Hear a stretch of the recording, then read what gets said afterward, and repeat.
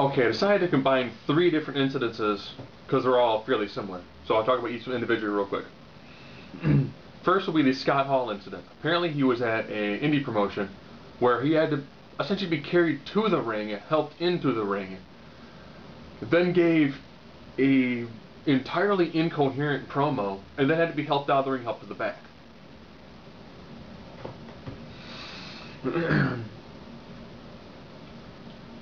Now we'll also go into the next part. Kurt Angle and his plea deal for being found drunk behind the wheel of a non-moving vehicle. It's found in the media, and apparently he said there was ice. The cop noted in his report that the ground was dry, and that he then, of course, failed a sobriety test. Now the third incident. The Jeff Hardy Sting match at Victory Road lasted 1 minute. Where if you watch, Jeff is having a hard time making it down to the ring. Has a hard time throwing his shirt to the crowd. And then he loses in roughly a minute. Sting goes, scrubbing at the ref, goes for the pin, and essentially holds Jeff down. You see Jeff trying to kick out. Sting is not letting him kick out. Sting was, a little bit bloody because he got scratched in the face from it. And it's sad because here's most of the commentary that I read from the comments when I do these, when I read about these things. People talk about how horrible his wrestler Scott Hall is, and some people mention he should just go ahead and die of a drug overdose. People talk about what's going on with Kurt Angle, and they go, his life's a complete and utter shambles. He really needs to quit wrestling and try to focus on his life. That's actually kind of a positive thing. Then other people kind of just do the whole, he's a loser. He quit the E so he could try to get himself clean and try to work on his family. Went to TNA, his family went downhill fast, and now all of a sudden he's back on drugs and alcohol. Jeff Hardy was on his way from being released from the E because he had these issues. Went into rehab, came out clean, and now he's having troubles all over again. So the comments on that again are, he's a druggy loser. Everyone who likes him is a loser. They would bet off if he was dead. There are wrestlers I don't like. I don't like John Cena. But when he gets injured, I still say, I hope he gets better. For people like Scott Hall, Jeff Hardy, and Kurt Angle, if they're going through some sort of, hard personal things, you almost think that from a promoter standpoint, you would give them time to deal with those sorts of things. With Scott Hall, it was an indie event. If he showed up and he was in absolutely no mood to go out there, there's always that card subject to change.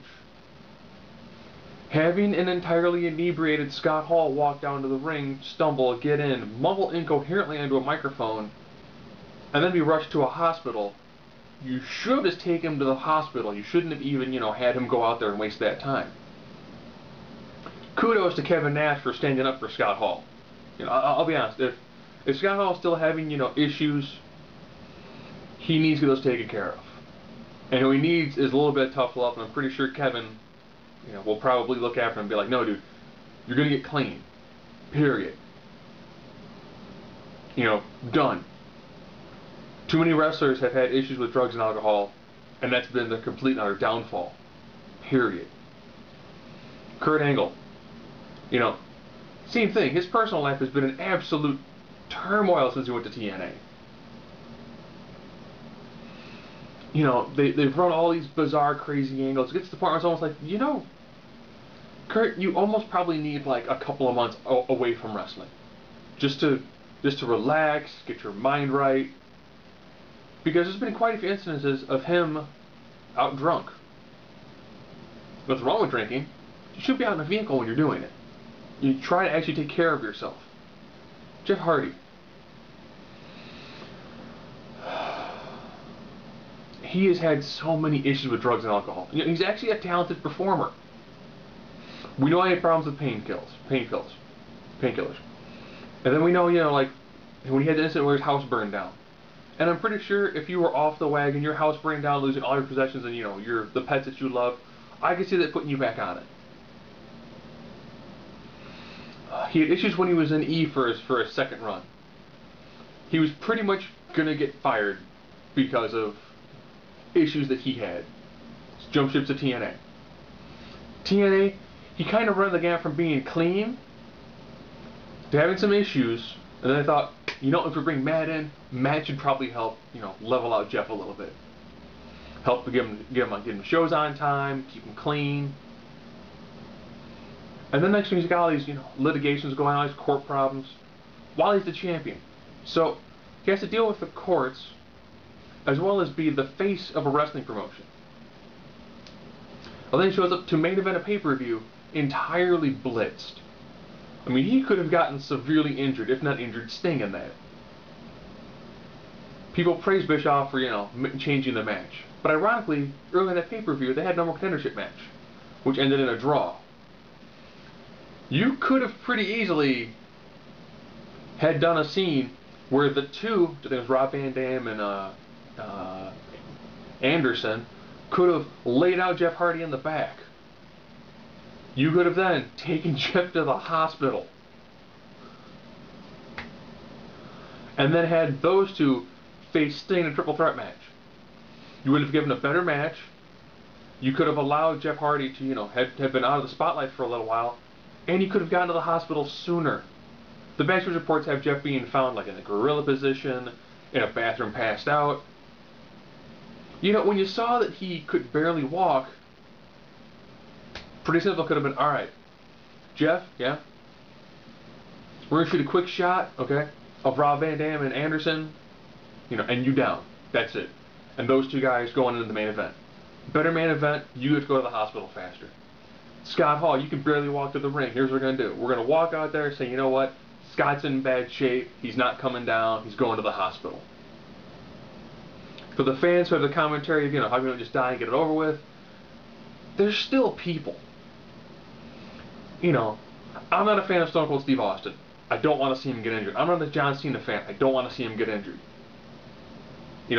Their lives are entertainers. It's what they're there for. You're supposed to not like the character. When you start hating the person whom you've never met, unless Scott Hall came to your house, and smashed your windows, you have no reason to not like Scott Hall. Has Scott Hall had some bad matches? Yeah, everyone's had bad matches. Has Hardy had some bad matches? Yeah, everyone's got bad matches. At the end of the day, there's still people. You might not like Michael Cole. I think he's really just wasting his time and kind of bringing down the quality of the product. I don't want to see him get injured. That's it. I mean, at the end of the day, there's still people. And hopefully, they can take some time off and finally deal with their personal demons and get taken care of. And either one, come back to the World Professional Wrestling, or two, hopefully they made enough and they can retire, just that way they can deal with themselves.